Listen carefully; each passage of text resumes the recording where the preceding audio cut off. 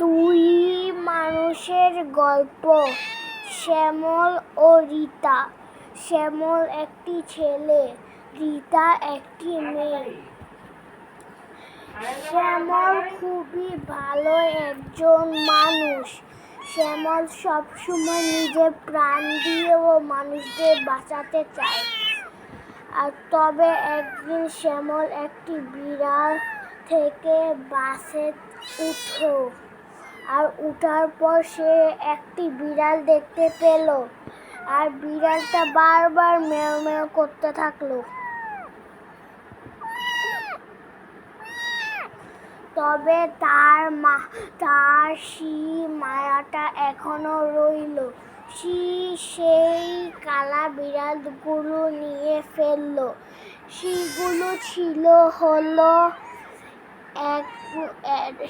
সেদিন ছিল অমাবস্যার রাত।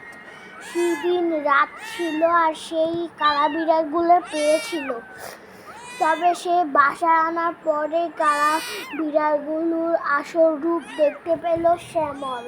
শ্যামল দেখতে পেল সেটা তার আগের যুগের নানু। তার নানু তাকে বলল, আয় আমার বাড়িতে আস। এটা অনেক একটা স্টোরি। এটা আমি পুরোপুরিভাবে বলতে পারবো না। এটা আমার এখানে শেষ করার লাগবে আরো কিছু গল্প বানিয়ে। তারপর শ্যামল দেখতে পেল তার আগের যুগের নানি মানে রীতাকে। আর সে বলল, আমি একটা জিন। তার মানে সেই কালো বিড়ালগুলো আর কেউই না, একটা জিন। শ্যামল তার আগের যুগের নানির কথা শুনে তার বাসায় গেল। তবে বাসায় শ্যামলের আগের যুগের নানিটা নেই। সেখানে শ্যামলের বউ আছিল। তবে শ্যামলের আগের যুগের নানিটা তাহলে কোথায়? সে কি মারা গেল? তবে এটা বেশিরভাগ মানুষরাই বলে সে মারা গেছে।